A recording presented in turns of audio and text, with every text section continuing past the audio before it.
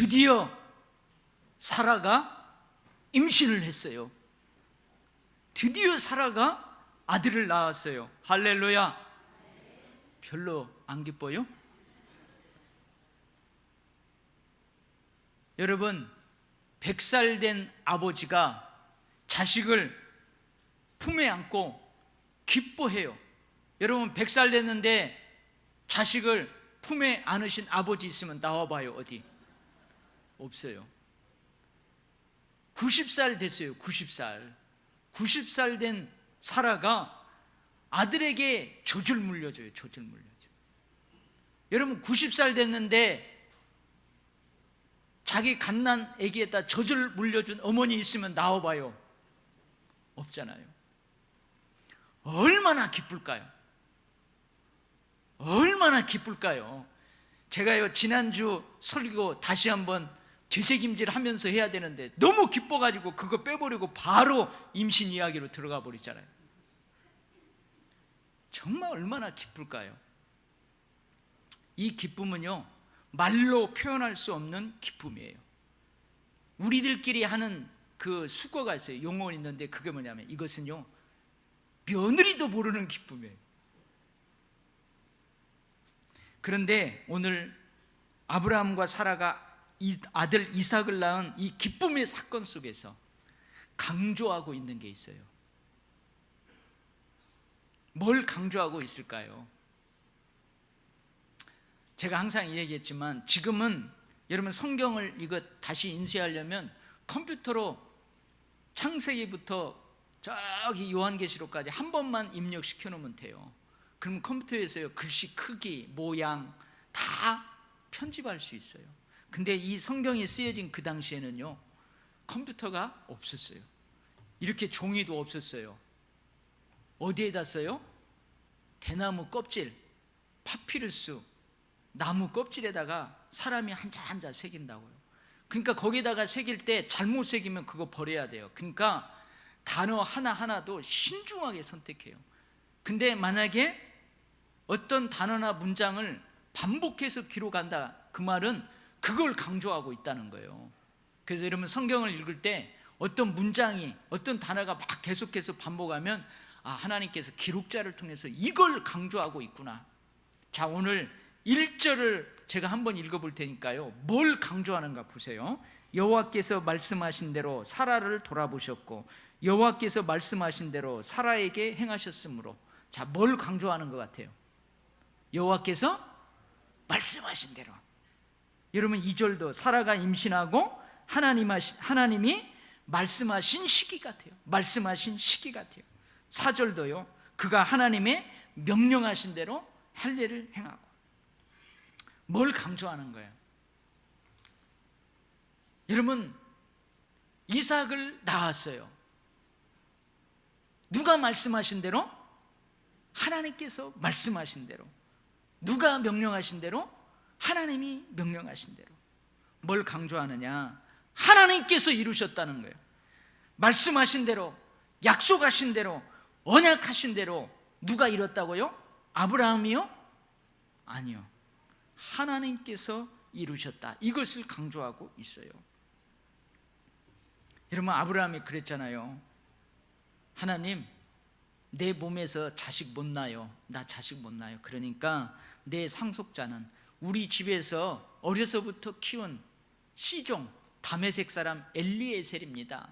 그러니까 하나님 뭐라 그래요? 아니다, 그가 상속자가 아니라 분명히 네 몸에서 아이를 낳을 텐데 그 날짜가 상속자가 되리라.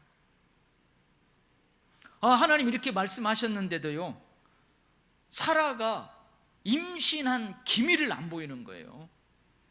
그러니까 사라가 뭐라 그래요? 여보, 하나님이 내 몸에서 아이가 난다고 하는데 그렇게 말씀한 이후에도 하나님이 나를 출산을 허락하시지 않는다. 그러니까 내 몸종 하갈을 당신에게 줄 테니까 그 여자에게로 들어가라 그래요.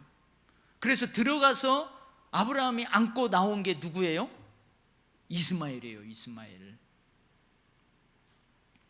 그래서 아브라함이 어떻게 해요? 하나님, 이제 이스마엘이나 잘 되기를 원합니다. 그러니까 하나님 뭐라고 그러세요? 아니다, 사라에게 복을 주어 그가 너에게 아들을 낳아주게 하며 내가 그에게 복을 주어 그를 여러 민족의 어머니가 되게 하리니 민족의 여러 왕이 그에게서 나리라. 하나님 이렇게 말씀하잖아요.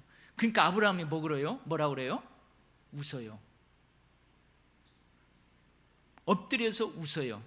100세 된 사람이 어찌 자식을 낳을까? 사라는 90세니 어찌 출산하리요? 불신의 웃음이죠. 아브라함과 사라는 나이가 늙어가고 사라에게서는 여성의 생리가 끊어져요. 근데 하나님이 또 말씀하시죠. 내년 이맘때에 내가 반드시 너에게로 돌아오리니 내 아내 사라에게 아들이 있으리라. 근데 이 말을 누가, 장막문 뒤에서 누가 들어요? 사라가 들어요. 모르겠어요. 90살 됐으니까 이빨이 좀 빠고 그러는지는 모르겠지만 뒤에서 웃어요. 내가 노쇠하였고 내 주인도 늙었으니 내게 무슨 즐거움이 있으리요. 그때 하나님 또 뭐라고 하세요? 여호와께서 능가지 못한 일이 있겠느냐? 기한이 이를 때에 내가 너게로 돌아오리니 사라에게 아들이 있으리라. 하나님 엘리에셀이나 잘 되기를 원합니다. 이스마엘이나 잘 되기를 원합니다. 하나님 우리 이제는 안 돼요. 이만해도 됐습니다. 엘리에셀, 이스마엘로도 족합니다. 그러나 하나님께서는요 아브라함의 뜻대로 하지 않으셨어요. 아브라함의 뜻대로 하지 않고 하나님의 뜻대로 된 것이 얼마나 감사한지요. 내 뜻대로 되지 않고 내 원대로 되지 않고 하나님의 뜻대로, 하나님 아버지의 원대로 된 것이요 얼마나 감사한지요. 아브라함의 말대로 되지 않고 하나님의 말씀대로 된 것이 얼마나 감사한지요. 할렐루야. 끝까지 아브라함과 사라를 포기하지 않으시고 말씀하신 약속을 이루어 주신 하나님이 얼마나 감사한지요. 이삭을 끝까지 포기하지 않고 아브라함과 사라에게 보내신 하나님이 얼마나 감사한지요. 그래요. 하나님 나 포기할 때 많았어요. 그런데도 하나님께서는 저를 포기하지 않으셨어요. 그래요. 하나님 내 뜻을 고집하는 때가 많았어요. 그런데도 하나님께서는 저의 고집대로 하지 않으셨어요. 하나님의 뜻대로 하셨어요. 하나님 나는 상황을 보면서 불신의 웃음으로 웃을 때가 있었어요. 그런데도 하나님께서는 저의 상황대로, 저의 불신의 웃음대로 하지 않으셨어요. 할렐루야. 얼마나 감사한지. 우리의 삶을 뒤돌아봤을 때요 내 뜻대로 되지 않고 하나님의 뜻대로 된 것이, 내 말대로, 내가 내뱉은 말대로 내 생각대로 된 게 아니고 하나님의 말씀대로, 하나님의 뜻대로 된 것이요 얼마나 감사한지요. 할렐루야. 사람이 마음으로 자기의 길을 계획할지라도 그의 걸음을 인도하시는 이는 여호와 하나님이십니다. 여러분 믿습니까? 아멘. 홍수 심판 이후에도 사람의 마음이 계획하는 바가 어려서부터 악한 거, 이거 변하지 않았어요. 이것 때문에 하나님께서 홍수 심판을 허락하셨거든요. 근데 하나님 뭐라 말씀하세요? 홍수 심판 이후에도 이 동일한 이유 때문에 다시는 내가 홍수로 저 사람들 멸하지 않겠다는 거예요. 이게 무슨 의미라고 그랬어요? 하나님이 마음을 바꾸시겠다, 그런 의미. 하나님께서 하나님의 마음을 바꾸시기로 결단한 거예요. 결국 선택하신 자들, 남은 자들의 생각이 악할지라도, 그들의 행동이 조금 모자랄지라도 하나님께서는 결코 그들을 포기하지 않으셨어요. 그래서 예레미야 선지자는 이렇게 백성들에게 선포해요. 하나님은 일을 행하시는 분이십니다. 하나님은 말씀하시는 분이시고 또한 그 말씀하신 대로 그것을 성취하는 분이십니다. 이렇게 선포했어요. 할렐루야. 그럼에도 불구하고 우리를 포기하지 아니하시는 하나님께 영광을 올려드립니다. 우리의 뜻대로 하지 아니하시고 하나님의 뜻대로 우리의 걸음을 인도하신 그 하나님께 영광을 올려드립니다. 아멘. 할렐루야. 저도 부흥 강사 한번 흉내 낼게요. 여러분 박수로 하나님께 영광 한번 올려드립시다. 아멘. 얼마나 감사한지. 여러분 삶을 돌아보세요. 내 생각대로, 내가 내뱉은 말대로, 내 뜻대로 하나님이 했어 봐요. 큰일 났어요. 근데 하나님의 뜻대로, 하나님의 말씀대로 하신 거 얼마나 감사한지요. 자, 그래서 이삭이요 건강하게 무럭무럭 자라갑니다. 8일 만에 할례도 무사하게 행했어요. 여러분, 이 할례는요 지금은 마취제도 있고 항생제도 있지만요, 그때는요 하나님에 대한 전적인 신뢰가 없으면, 믿음이 없으면 이 할례 행할 수 없어요. 하나님의 명령대로 할례를 행해요. 하나님께서는 아브라함과 사라의 불신의 웃음을 기쁨의 웃음, 감사의 웃음, 믿음의 웃음, 모두의 웃음으로 바꿔주셨어요. 하나님이 나를 웃게 하시니 듣는 자가 다 나와 함께 웃으리로다. 할렐루야. 여러분, 여러분의 불신의 웃음도 하나님이 기쁨의 웃음, 믿음의 웃음, 모두의 웃음으로 바꿔주시기를 원합니다. 그래가지고 이제 젖을 떼게 됐어요. 젖을 떼게 됐어요. 당시 문화권에서는요 보통 3살 정도의 아이의 그가 되었을 때 엄마의 젖을 뗍니다. 3살 정도. 오늘 제가 일부 마치고 우리 그 유치부 교사들 갓난아기 아니죠, 그 아기들을 데려왔어요. 그래서 한번 물어봤어요. 너 몇 살이니? 3살이래요. 그래서 내 설교 끝나고 엄마한테 얘가 이삭이네요 그랬어요. 당시에는 3살 정도 되면 엄마의 젖을 떼요. 그리고 그날 이웃들과 더불어서요 큰 잔치를 베풀었어요. 여러분, 우리도 그래요. 우리도 진짜 못 먹고 가난한 때 그때 있잖아요. 그러면은 아버지가 아들을 낳으면 저 면사무소 가서 바로 출생신고 해요, 안 해요? 안 해요. 이게 어떻게 될까 봐요. 어떻게 해요? 바로 출생신고 안 합니다. 그래가지고 언제까지 기다리면 돌 때까지 기다려요. 1년 때까지. 그때 이제 살았어요.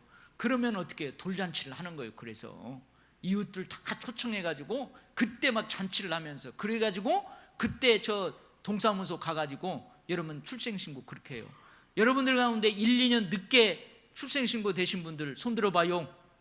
네, 내려요. 이렇게 많잖아요. 그래서요 젖될 때, 3살 정도 젖될 때에 아브라함이 이웃들을 다 모아가지고 잔치를 하는 거예요. 진짜로 불신의 웃음을 기쁨, 즐거움, 잔치의 웃음으로 확 바꿔주셨어요. 그런데요 이렇게 즐겁고 기쁘고 행복한 날에도 한쪽에서는 안타까운 일이 일어날 수 있어요. 사라가 가만히 보니까요 하갈의 아들 이스마엘이 이삭을 놀리는 거예요. 여러분, 이때 이스마엘의 나이가 몇 살쯤 됐을까요? 이삭하고 이스마엘하고 나이가 차이가 몇 살 차이예요? 13살 차이예요. 13년 전에 이스마엘을 낳았어요. 근데 지금 이삭이 3살이니까 이스마엘은 한 16, 17 됐단 말이에요. 여기서 놀리다로 번역한 원래 그 단어에는 여러 가지 뜻이 포함되어 있어요. 멸시한다, 비웃는다, 핍박한다, 괴롭힌다는 그 뜻이 포함되어 있어요. 여러분, 3살 된 이삭이 아무것도 몰라요. 3살 된 이삭 아무것도 몰라요. 근데 동네 사람들이 와가지고 엄마 아빠가 자기에게 꽃가 옷을 입혀주고 네가 이삭이냐, 어이구 까꿍까꿍 하면서 막 좋아라 해요. 그리고 이삭이 뭘 알아요? 잘 몰라요. 그래갖고 잔치집에 있는 숟가락 들고 이스마엘 뒤를 가면서 형아 형아 그러면서 가는 거예요. 이삭은 아무것도 몰라요. 근데 이스마엘은 몇 살이라고요? 17, 16, 17 됐단 말이에요. 얘는요 뭘 알아요? 이삭은 정실 부인이 낳은 아들이에요.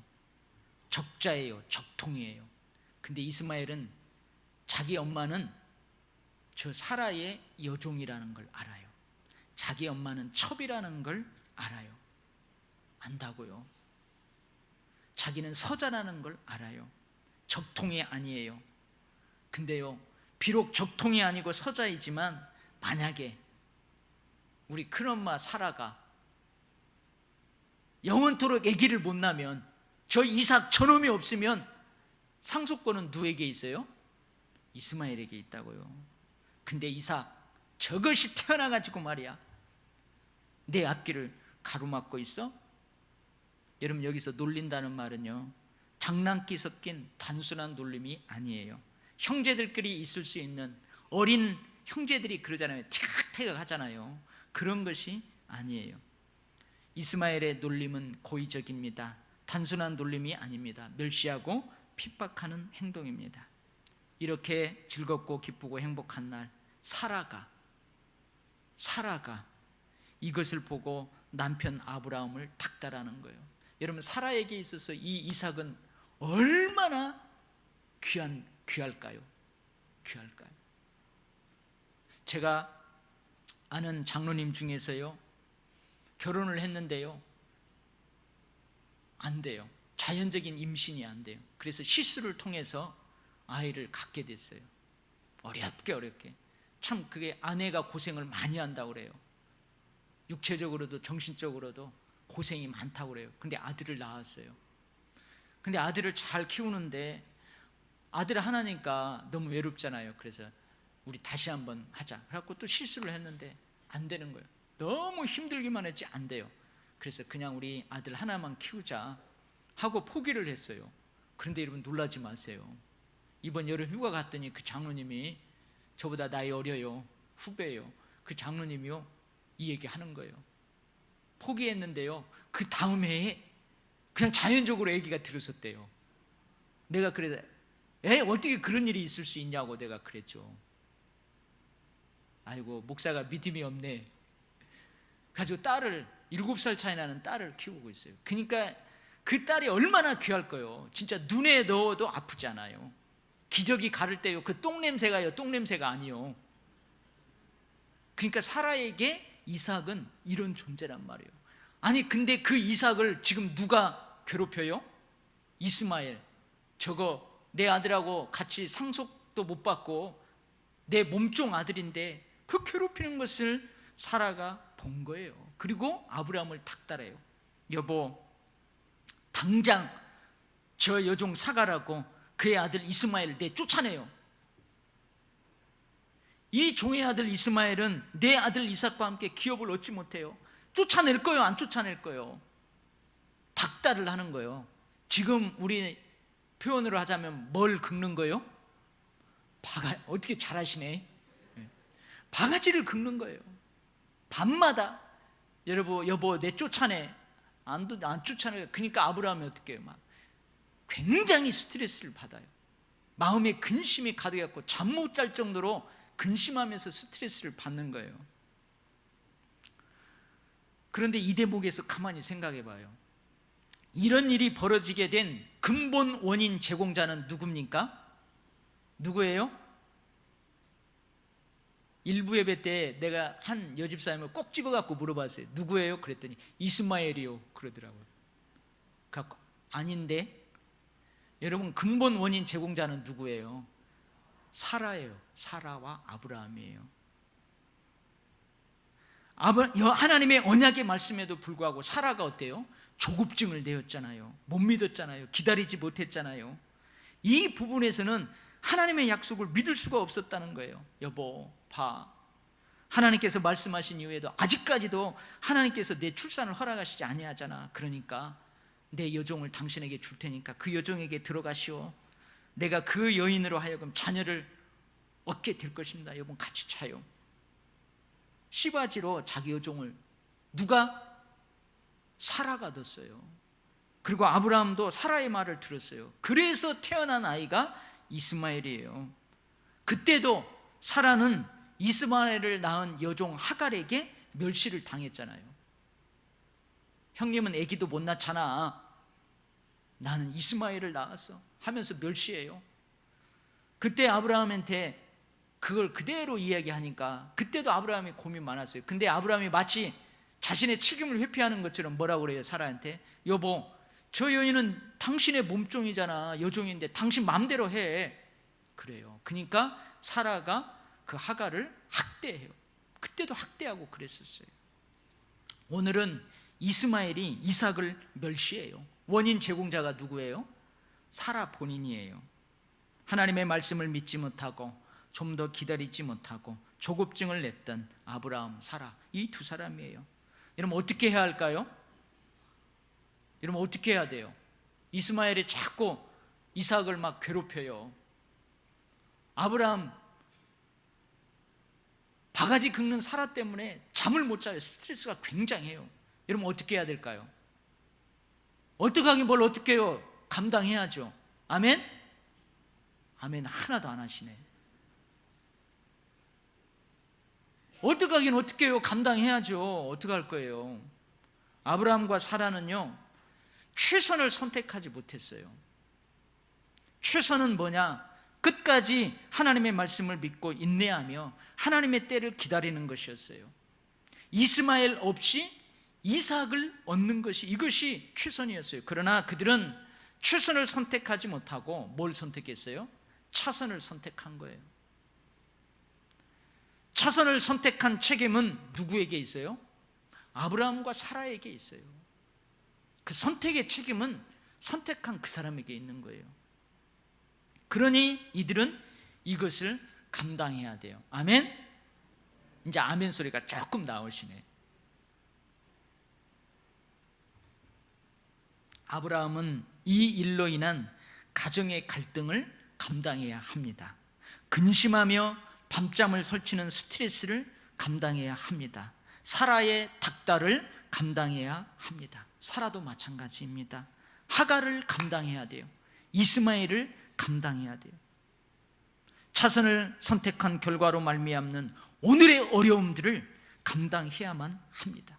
가정의 인간적인 갈등도, 가문의 언약적 갈등도 여러분 감당해야만 돼요. 왜요? 하나님께서 최선을 선택하도록 보여주셨는데, 말씀해 주셨는데도 자신들이 차선을 선택했기 때문에 그래요. 그러니 그 책임을 감당해야만 합니다. 할렐루야. 점점 이제 아멘 소리가 커져가네요. 맞아요. 그래요. 감당해야 돼요. 그런데요, 하나님께서는 차선 중에서도 최선으로 그들을 이끌어 주세요. 하나님께서 아브라함에게 하시는 말씀이에요. 너의 아이나 너의 여종으로 말미암아 근심하지 말고 사라가 너에게 이른 말을 다 들으라. 이삭에게서 나는 자라야 내 씨라 부를 것임이라. 그러나 여종의 아들도 내 씨니 내가 그로 한 민족을 이루게 하리라. 하나님의 이 방법은 차선을 선택한 아브라함과 사라의 가정의 최선이에요. 로마서 8장 28절 말씀입니다. 우리가 알거니와 하나님을 사랑하는 자 곧 그의 뜻대로 부르심을 입은 자들에게는 모든 것이 합력하여 선을 이루나느니라. 아멘.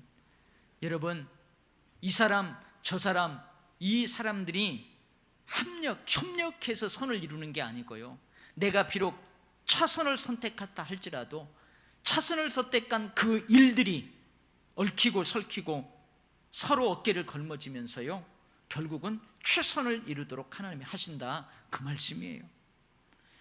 차선을 선택한 책임은 우리가 감당해야 돼요. 그러나 여전히 하나님을 사랑하는 우리들의 삶을 하나님께서는 차선 중에서도 최선으로 인도하세요. 비록 우리가 그것을 감당하니라고 스트레스를 받고 우리가 그것을 감당하니라고 잠 못 자고 이러면 그러할지라도 하나님은 그 차선 중에서도 최선의 방법으로 또 우리를 이끄세요. 왜 그래요? 하나님께서 우리를 선택했기 때문에 그래요.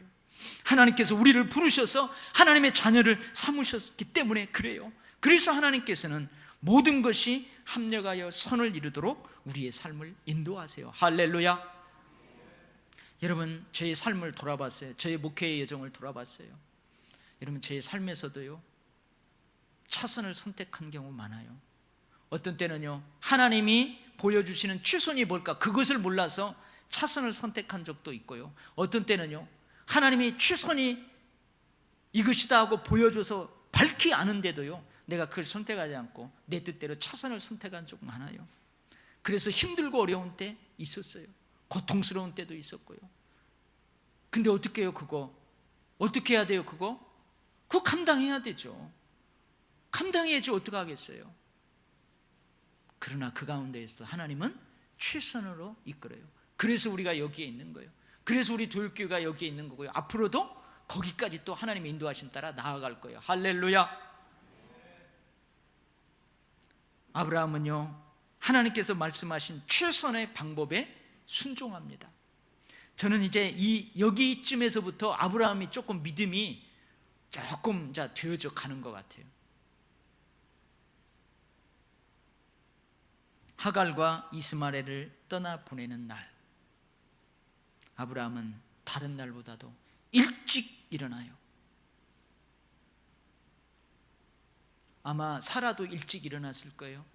다른 여종도 일찍 일어났을 거예요. 그래서 떡을 준비해요.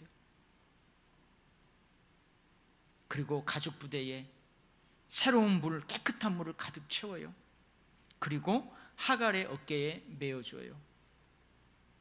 여러분, 오늘 본문에서 이 장면을 너무 밋밋하게 기록하고 있어요. 그러나 결코 밋밋하지 않은 장면이에요. 만약에 시나리오를 쓰는 장면, 그 시나리오 기자가 있다면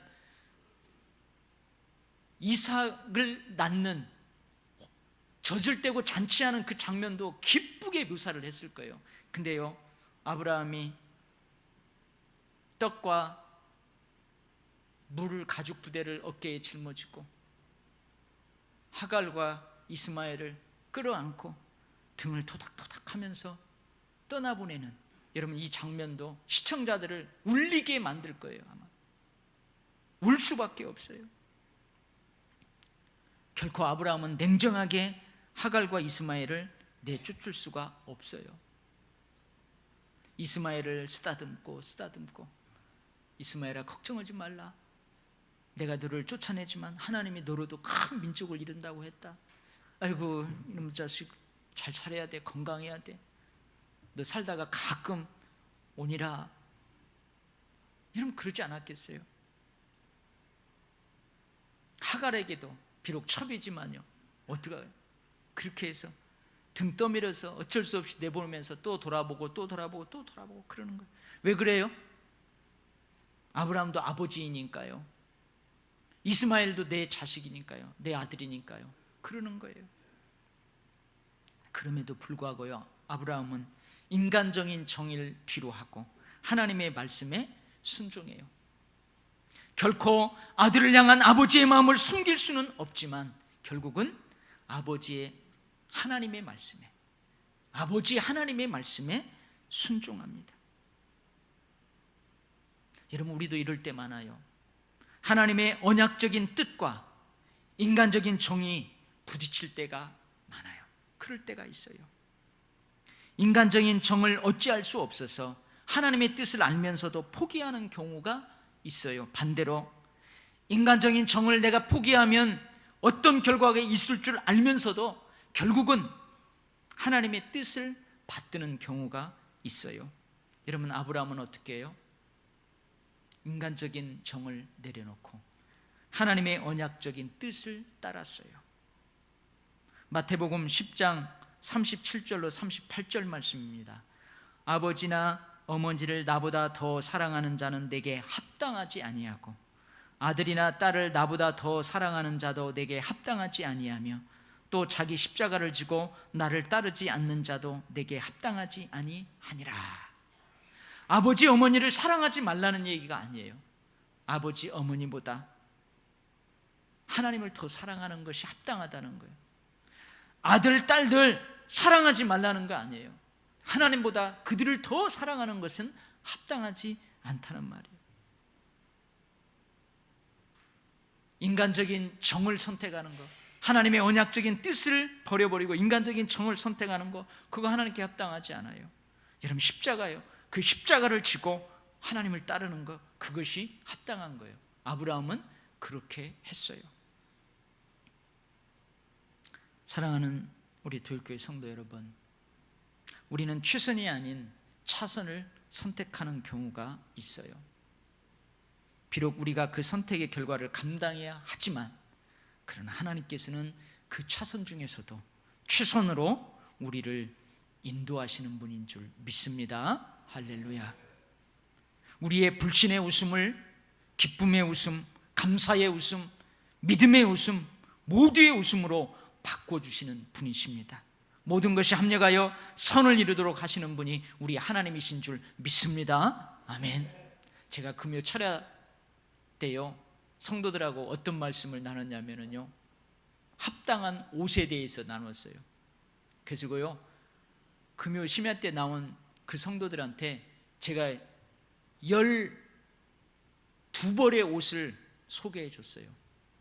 그래서 11벌은 그냥 공짜로 다 나눠줬어요. 여러분 금요 심야에 오신 분들 그 옷 다 받으셨죠? 아멘? 네, 다 받았어요. 근데 한 벌은요, 제가 100만 원을 줘도 안 판다고, 그래서 제가 그건 창고에다가 꽁꽁 묶어갖고 넣어놨어요. 여러분 무슨 옷인지 궁금하죠? 여러분 근심의 옷, 슬픔의 옷, 하나님이 다 이제 평안의 옷으로, 기쁨의 옷으로, 즐거움의 옷으로 바꾸어 주실 줄 믿습니다. 하나님께서는 우리가 하나님께서 보여주신 최선을 선택하여 최선의 삶을 살기를 원하세요. 우리에게 그걸 원하세요. 그래서 우리는 때로는 조급함을 내려놓아야 돼요. 긴 기다림이 필요해요. 때로는 인간적인 정을 내려놓아야 합니다. 하나님의 뜻을 끝까지 붙들어야만 합니다. 여러분들, 남은 여러분의 삶이 항상 최선의 삶이기를 주의 이름으로 간절히 축복합니다. 아멘. 기도하겠습니다. 하나님 아버지, 감사합니다. 우리도 삶을 돌아보니 그것이 최선인 줄 알면서도 내 고집을 고집했고 차선을 선택한 경우가 얼마나 많았는지 모릅니다. 그래 놓고도 감당하지 않으려고 버거우면 하나님 앞에 원망도 하고, 버거우면 하나님 앞에 나와 눈물도 많이 흘렸습니다. 그런 와중에 하나님은 또 최선으로 우리를 인도하시고 합력하여 선을 이루어 주셔서 우리가 여기까지 달려왔습니다. 감사합니다. 영광을 하나님 앞에 올려드립니다. 아버지 하나님은 우리가 평생 살아가는 동안 최선의 삶을 최선으로 누리며 살아가기를 원하시는 줄 믿습니다. 주님, 인내하게 하옵소서, 견디게 하옵소서, 기다리게 하옵소서. 늘 하나님의 말씀을 부여잡음으로 이제 남은 여생은 하나님이 원하시는 최선의 삶을 최선으로 누리며 살아가게 축복하여 주시옵소서. 예수님 이름으로 기도하옵나이다. 아멘.